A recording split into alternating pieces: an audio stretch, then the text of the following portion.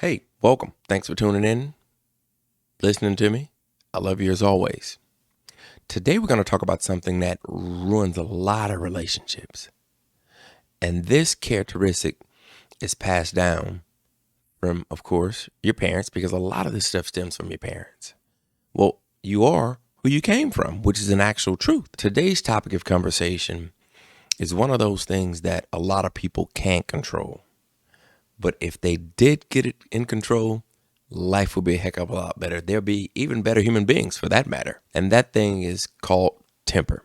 I grew up, mom and dad, as I've said in many times, and you guys know that I had both parties in the household for 57 years. But one thing my mom had that I didn't know that I had was a temper. I've never seen it with my father. I never seen it with really anyone that was, of course, a friend of hers. But one thing I did see it is with me. No, she wasn't abusive. No, she didn't yell. No, she didn't do any of those things.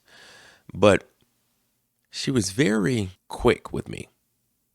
And what I mean by that, quick with me, is that, say, for instance, I'm communicating with her or she makes a statement and I say, no, mom, it's this way. And as a result of that, the total dynamic changes or the energy changes because, for one, she did not want or like that form of correction, especially from her son. And as a result of that, what happens is that the anger or the aggression started to come out, or the characteristic of, I'm mad, I'm the parent, and you should not have a say so, or you shouldn't correct me. You shouldn't have a voice, nor should you have an opinion. I recall one day my nephew came in. At this time, he's 16 years old, 14, 16, can't fully remember. And he had acne on his face, just like any other teen that has suffered from acne. And I recall my mom coming in. Well, he came into the dining room, and my mom said, "Have you been putting this stuff on your face?" It was some medicine on his face, and keep in mind he's a young teenager. And she said, "Wow, your face still looks like it's getting bad, or you hadn't been doing anything too much of anything to it." And right then, I knew that positive reinforcement would honestly make him feel better about himself. He honestly knows that he has acne. That's why they went to the doctor to get the ointment to rub on his face. My job was to encourage him. My first thought or my statement to him was that, you know what? You look good. You're very handsome. Just keep up the good work. And pretty soon you'll grow out of that, just like we all have grown out of it. My mom, at that very moment, started to, she got angry and her hands started to clap, clap. I did not say, why do you have to say this? And I know a lot of you guys have had parents that have gotten upset. And when they do this hand clapping thing, I don't know why, but it accents their statements for some reason. I guess that amplifies it.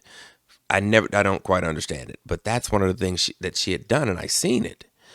And I remember visiting and on other occasions, and I seen that anger peek its head out.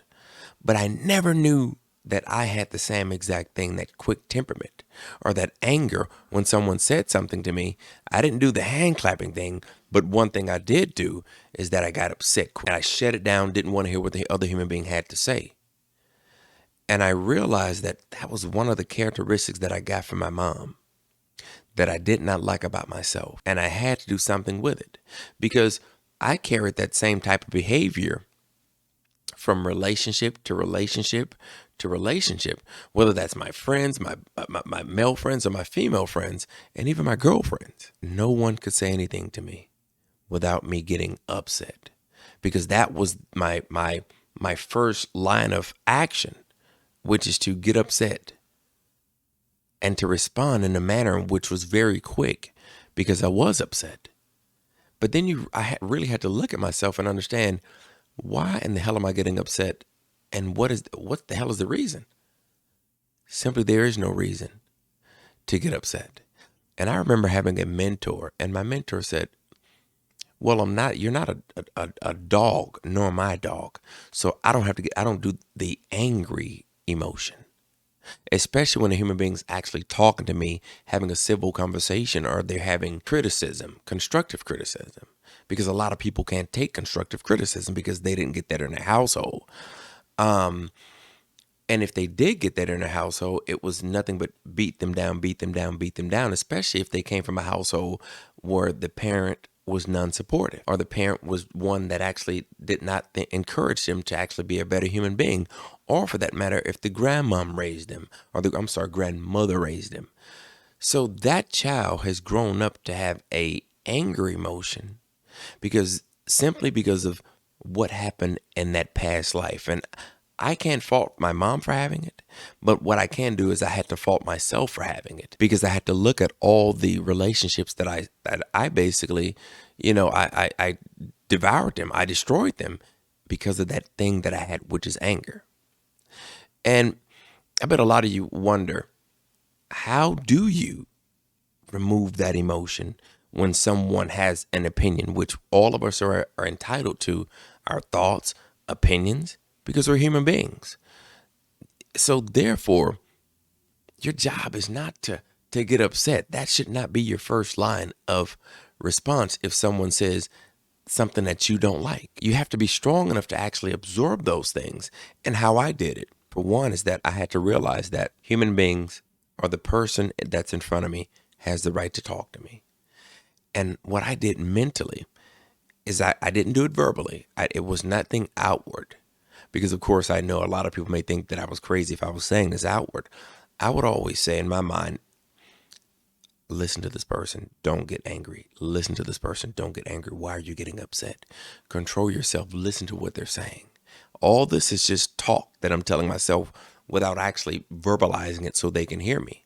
It took some time to reverse that model of functionality, to make myself into the person that could take criticism, that could take somebody's opinion. And most importantly, I know that now other people are important. And then I realized that when situations arose, my first line of action was to not even get angry or upset. Because remember, I taught myself not to get angry or upset. And that's one of the things that you would have to do if you're dealing with those issues as well. The anger of basically not knowing how to deal with your own emotions, or to even deal with another human being when they're communicating with you. Because a lot of times you can miss that person when they're talking to you because you're so consumed in that emotion that should not be there when the other person's actually talking to you. So you have to develop a mental strength, or actual strength as a human, to absorb what another human's saying to you, because they can be actually telling you something that's pretty good for you, that's going to make your life a heck of a lot better. And your job, or your duty, or your responsibility to yourself and your life and your future that is one of the things that I can actually tell you, because I've been through it, and I want you to accomplish the same thing that I accomplished, that I seen that my mom had, but I didn't want it. And as a result of it, every relationship that I have to this day, I don't have that issue. I welcome communication. I want communication, because now I'm not afraid of communication. Because typically you're really afraid of communication because simply you don't know how to respond. So the first thing you'll do is go to the anger button because someone is talking to you. And another thing that I had to do is that I actually had to start reading. And reading is fundamental. Mental. It's one of the things that will make you a better person. I'm not saying you don't have to read books. You can start out small. You can read, of course, small articles, small paragraphs, and then you get to the point of basically reading books. You have to do something for yourself in order to get something better in response. I love you guys. Thanks for tuning in. Please subscribe. Email me if you have any questions.